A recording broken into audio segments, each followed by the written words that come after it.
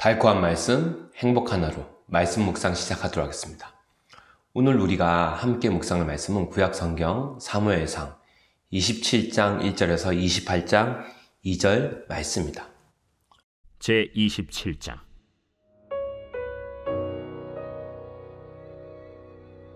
다윗이 그 마음에 생각하기를, 내가 후일에는 사울의 손에 붙잡히리니 블레셋 사람들의 땅으로 피하여 들어가는 것이 좋으리로다. 사울이 이스라엘 온 영토 내에서 다시 나를 찾다가 단념하리니 내가 그의 손에서 벗어나리라. 다윗이 일어나 함께 있는 사람 600명과 더불어 가드왕 마옥의 아들 아기스에게로 건너가니라. 다윗과 그의 사람들이 저마다 가족을 거느리고 가드에서 아기스와 동거하였는데, 다윗이 그의 두 아내 이스라엘 여자 아히노함과 나발의 아내였던 갈멜 여자 아비가일과 함께 하였더니, 다윗이 가드에 도망한 것을 어떤 사람이 사울에게 전하매 사울이 다시는 그를 수색하지 아니하니라. 다윗이 아기스에게 이르되, 바라건대 내가 당신께 은혜를 입었다면 지방 성읍 가운데 한 곳을 내게 주어 내가 살게 하소서. 당신의 종이 어찌 당신과 함께 왕도에 살리이까?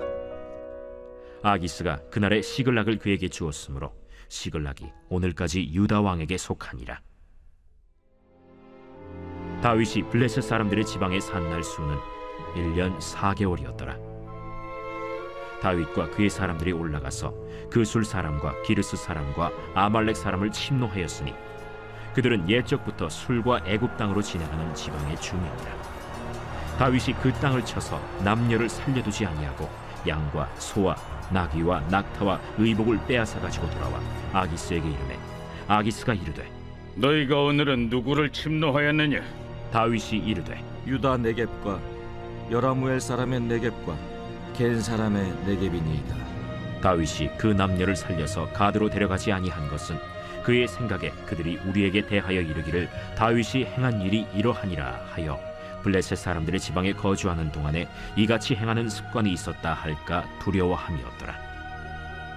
아기스가 다윗을 믿고 말하기를, 다윗이 자기 백성 이스라엘에게 심히 미움을 받게 되었으니 그는 영원히 내 부하가 되리라 하고 생각하니라.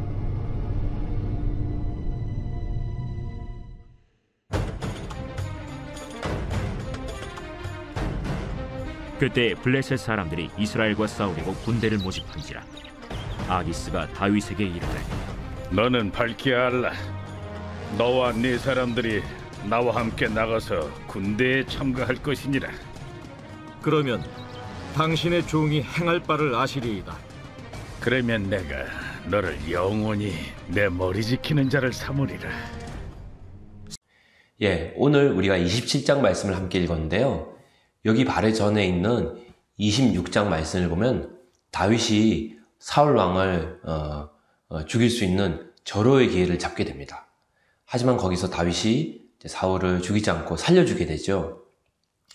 그래서 이런 시간을 통해서 다윗이 사울 왕에게 자기의 진심을 전하게 됩니다. 사울도 다윗의 진심을 전해 듣고 마음에 좀 누그러짐을 느끼게 되죠. 그리고 이제 서로 헤어지게 됩니다. 상황은 굉장히 좋은 분위기예요. 하지만 여전히 다윗은 두려움이 있습니다. 왜? 사울은 언제든지 마음이 돌변해서 자기를 해할 수 있는 사람이라는 걸 알기 때문에 온전히 신뢰할 수가 없는 거였죠. 그래서 그런 두려움 가운데 다윗이 블레셋의 도시가 되는 가드라는 곳이 있습니다. 그 가드라는 도시로 망명을 하게 되는데, 그 가드의 왕인 아기스에게로 이제 피신을 하게 됩니다. 이제 거기서 이제 망명자의 신세로 이제 살게 되는 거죠. 사울도 다윗이 이제 블레셋으로 망명했다는 소식을 듣고 더 이상 다윗 찾기를 이제 멈추게 되죠. 그래서 5절에서 7절 말씀 보면 다윗이 시글락이라는 블레셋의 한 성읍에 이제 정착을 하게 됩니다. 원래 블레셋 시글락은 정말로 가나안 정복 전쟁 때 하나님께서 유다 지파에게 허락하신 할당된 땅입니다. 근데 유다 지파에게 속한 땅이지만 여호수아 정복 전쟁 때 온전히 이제 정복을 하지 못합니다. 그래서 그대로 그냥 블레셋의 땅으로 남게 되지요. 그래서 이 다윗이 일단 이 시글락에 정착을 했는데 가드왕 아기스가 이 다윗의 충성심을 이제 시험하는 시간을 가지게 되죠. 이 다윗이 온전히 진짜 블레셋 사람으로 아니면 블레셋의 동맹으로 들어오는지 아니면 위장 전입을 하는 건지 이제 위장 망명을 하는 건지 이제 보는 거죠. 그래서 다윗의 행보를 지켜보게 됩니다. 그래서 다윗은 그 이후에 아말렉과 같은 유다의 원수들, 유다의 적들과 계속해서 싸우게 됩니다. 하지만 가드왕 아기스한테는 거짓말을 하죠. 뭐라고요? 유다의 내가 동맹들과 싸우고 있다. 유다의 적들과 싸우는 게 아니라 유다의 동맹들과 싸우고 있다. 이렇게 말을 한 거예요. 그래야 아기스 왕이 다윗이 이제 자기의 동족 이스라엘과는 완전히 등을 졌구나.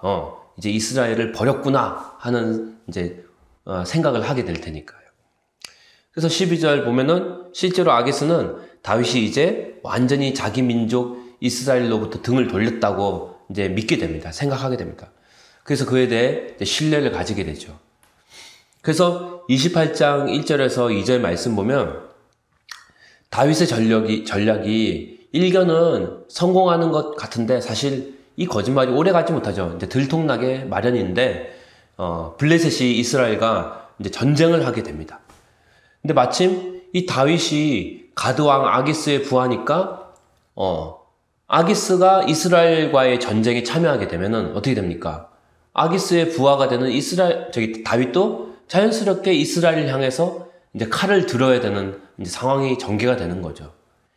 이걸 보면은 다윗이 사울의 위협을 피하고자 이런저런 국리 끝에 블레셋으로 몸을 피했지만 결과적으로 사울은 피했지만 블레셋 아기스의 종이 된 거죠.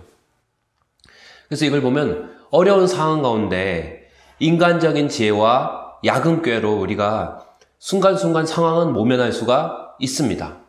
하지만 결국은 상황은 모면하지만 계속해서 또 다른 외통수, 또 막다른 골목에 계속해서 몰리게 된다는 거죠. 그래서 우리가 힘든 상황 속에서 인간의 방편으로 이렇게 돌려막기보다 정면 돌파가 필요한 거죠. 하나님의 뜻을 구하고 또 하나님의 지혜를 구하고 하나님께 기도해야 되는 거예요. 다윗은 이 상황에서 기도하기보다는 자기의 지혜, 인간의 방편으로 이제 블레셋으로 간 거죠. 하지만 또 다윗이 고향을 떠나 블레셋 땅에 망명해 있는 상황이지만 끝까지 자기의 소명만큼은 잊지 않습니다. 왜냐하면 바로 이 블레셋 시글락이라는 성읍에 머무르면서 그동안에 그냥 시간을 보내는 게 아니라 자기의 동족인 이스라엘의 원수들, 이스라엘을 약탈하던 그 이방인들과 싸운다는 거죠. 비록 사울의 위협 때문에 블레셋 땅으로 잠깐 망명했어도 마음의 중심은 늘 하나님과 또 하나님의 백성들과 함께 했던 겁니다. 그리고 오늘 말씀을 붙잡고 우리가 기도할 때 특별히 우리가 어려우면 어려울수록 인간의 지혜, 인간의 방편이 아니라 하나님의 뜻, 하나님의 말씀을 구하는, 하나님의 길을 구하는 믿음의 선택을 하게 주님 도와주십시오. 그리고 모든 순간 속에서 마음의 중심에 예수 그리스도를 모시게 하여 주시옵소서. 어려울수록 그리스도와 함께 정말 정면 돌파하는 그런 믿음의 선택 할 수 있도록 이번 한 주 또 우리의 남은 인생 주님께 맡기는 기도 드리도록 하겠습니다.